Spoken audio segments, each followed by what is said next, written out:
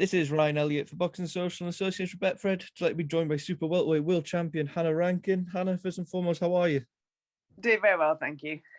That's good to hear. Now, look, big news for you. You're headlining the Hydro, joined a very small club of Scottish fighters who've headlined that magnificent venue in Glasgow. I heard it was actually going to be Braehead Arena at first. This huge opportunity came up. You must be absolutely buzzing. I can't tell you how excited I am. It's such a huge opportunity for me, and especially as a female fighter, getting the opportunity to headline at such an amazing venue. It's just it was super great news when it came in, and I'm really proud that lots of young girls are going to be able to see me up there as a headline event at the Hydro and can see that that's a possibility for them in the future. So for me, it's massive. I'm super excited. I believe you were there for Josh Taylor's fight recently, and I'm sure someone would have asked you what you think about fighting there one day. Do you have any inkling, even then, not too long ago, that you were going to be headlining so soon? No, so it was mad. I actually said when I was there doing the commentary, I was just like, oh, the atmosphere in here is amazing. It's incredible. I would love an opportunity to fight here one day. Hopefully that could happen.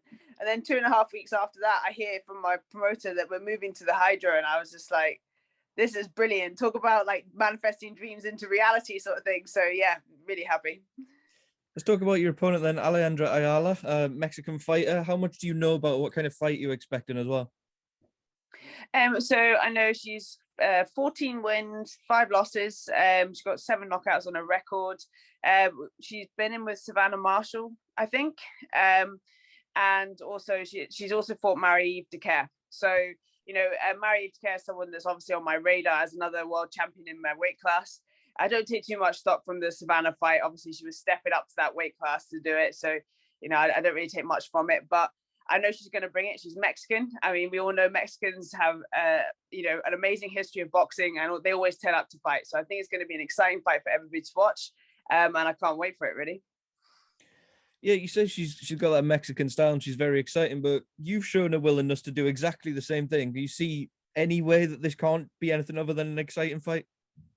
Not really, no. When I first started out in my career, someone once said to me, "Oh, you're like a Scottish Mexican," and I said, "You know what? Actually, I'll take that." And I've always wanted to fight a Mexican fighter. It's been on my list of things I want to achieve. So, yeah, when I was offered Alejandra for this fight, I was thinking that's brilliant. It's perfect, and I think it's going to be like a great fight for the top of the bill for everybody to watch, and it's going to give me a chance to really showcase some serious skills in there. I recently read the brilliant piece you did with Craig Scott over on the Boxing Social website. You've had your ups and downs as a pro, you've taken your defeats, but Craig wrote in there that from being around you and speaking to you through this journey, there was always a belief and a faith kept among your team that these big days were going to come. How hard was it to keep that faith though during maybe the harder times that you were going to have these big nights that we're going to see now?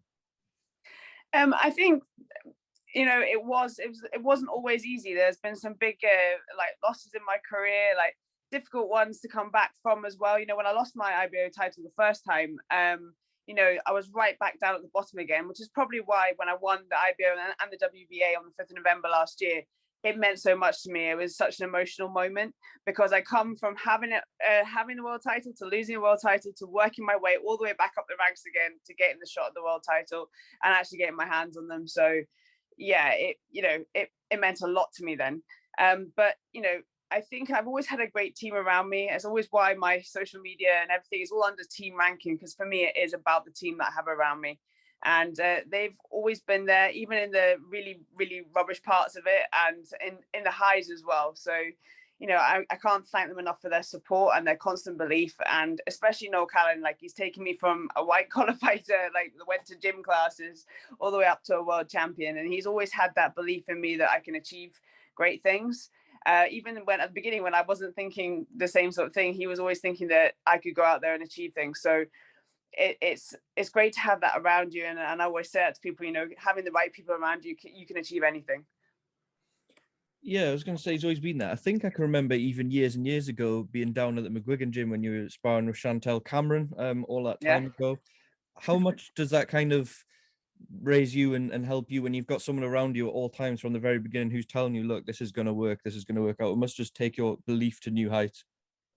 Yeah, and also it means whenever I get in the ring, I know that I'm representing a team They've supported me from the beginning, and I get in there and I always give it 150 million% because I couldn't have worked any harder in my training. And when I got into fight night, it's my chance to showcase all that hard work they've been doing with me has paid off. So, you know, obviously on the 13th of May, that's what I'll be wanting to do, showcase the next level up from my skills and experience. I was sparring with Chantel the other day, actually. So we've been sparring for quite a few years now. And, you know, we're both up there, world champions. She's got the Ring Magazine belt as well. So, you know, we're both doing all right for ourselves. You know, all that experience and sparring and hundreds of rounds have paid off. Yeah, you're right. It has worked out pretty well now. Look, with being world champion comes a target on your back. I saw on the Sky Sports website yesterday, Tasha Jonas is saying that she wants you next. She wants the unification. Appreciate you've got business to take care of first, but that's a huge fight for British boxing if it can be made. Yeah, first and foremost, I've got to get through Alejandra on the 13th of May. And I'm definitely one of those people that is fully focused on the job at hand. I don't want to be ever accused of looking past what I've got to deal with in the first place, you know. But obviously, yeah, that would be a fantastic fight for British boxing as a whole. You know, two British world champions in the same weight class, putting it all on the line. And both Natasha and I have worked really hard as fighters, and you know, pushing women's boxing as well here in the UK. So for us to actually come head to head, it'd be a great unification bout, and you know, lots of marbles on the line. So why not? I just wanted to get your thoughts on a couple of things away from this, Hannah. Obviously, Savannah Marshall headlining on Sky Sports this weekend, a big moment for her. She's facing Femke Hermans, who recently won the European title. What kind of fight do you expect to see between them two? So I think this is a great fight for Savannah. It's, you know, a chance for her to fight somebody close to her weight class, a bigger fighter maybe, and also a good experience and set up for, you know, working towards that Clarissa Shields fight. But I think personally for me, I see Savannah stopping Femke. Femke is a great fighter. She can be really awkward, so it'll be a different look for her. So Savannah will have to work a little bit harder, work around trying to find out where she's gonna go and everything like this. But I don't think it's going to be a one-round knockout, but I do feel that as we go down the stretch, Savannah's going to be too much for Femke, and I think she'll stop her. You're probably the best gauge in world boxing for this Savannah Marshall and Clarissa Shields fight. Just keeping with Savannah, how hard does she punch? People always talk about her power. Yeah, no, she's a heavy puncher, you know, and you know, she's big for the weight. She makes middleweight, but then on the night she's much bigger than that. You know, when I got in the ring, I remember thinking, you've expanded. So yeah, no, I think she's big for middleweight. She's a big puncher, and that's definitely to her advantage, of course. So I'm sure it will play a part in all of the fights coming up. We are expecting Clarissa Shields to be there. She fought in the UK earlier in the year as well, building towards that fight. Sky seem very confident that they might even announce the fight this weekend, it all being well with Savannah. Can you pick a winner? Yes, so I'm going to stay with what I said from the very beginning. I picked Clarissa to win that fight. And I'm not going to explain now because I'm looking forward to actually being announced and being able to talk about it full on. But yeah, for me, Clarissa wins that fight. And I think it'll be a really interesting matchup of styles because they are such different fighters. You know, like one's a lot more loose and a lot more long. And Clarissa, she's got fantastic distance and, you know, loads of punches and bunches. You know, she puts it all together, technically brilliant. So I think that people are going to be so excited to watch this fight. I think that's what women's boxing needs. We need these sort of super fights where two of the top girls get together and they put it all on the line. And this one has a lot of animosity between the two as well. So I think it's been building for a long time. The pandemic has just elongated that. So I think everybody's really ready for them to see. So if Sky are about to announce it, that would be bloody fantastic. Like, I think so many people will be as excited about that one as they are about the Amanda Serrano and Katie Taylor fight. Yeah, I was just going to come on to that. Even in the time you've been a pro, the growth of women's boxing has been massive.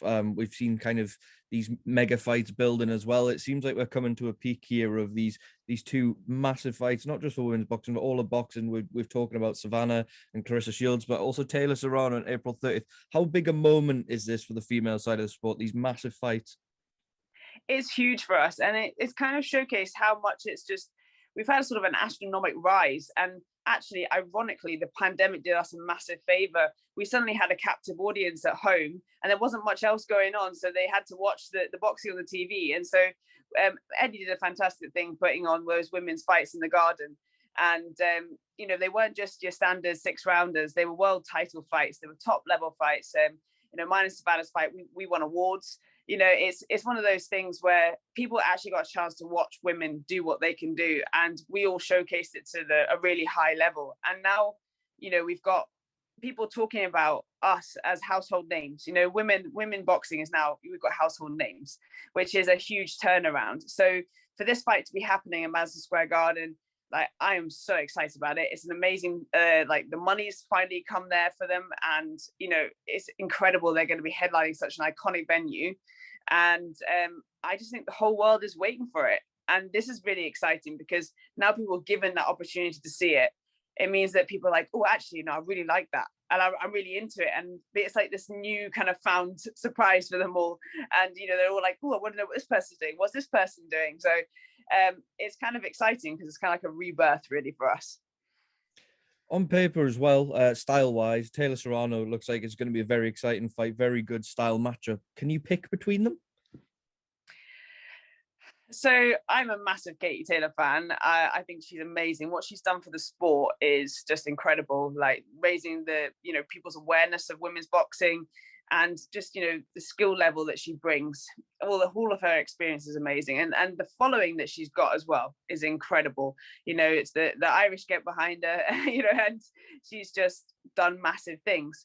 However, I think Amanda Serrano, for me, I think she's going to edge this one, but I think it's going to be a really, really close fight. But I think Amanda's going to take it.